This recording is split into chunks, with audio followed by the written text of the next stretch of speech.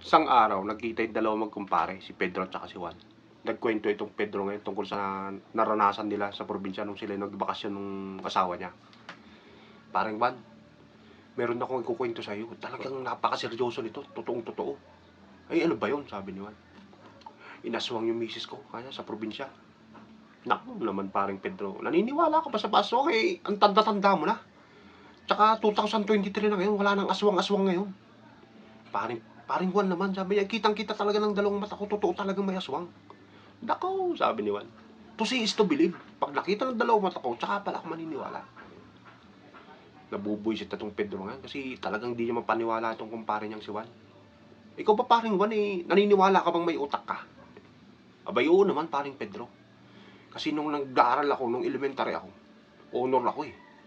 Nung high school ako, valedictorian naman ako. At nung nag-college ako, Dean's Lister ako. Abay, talaga lang ha, sabi ni Pedro. Yan bang utak may nakikita rin ng dalawang mata mo? Abay, yun lang.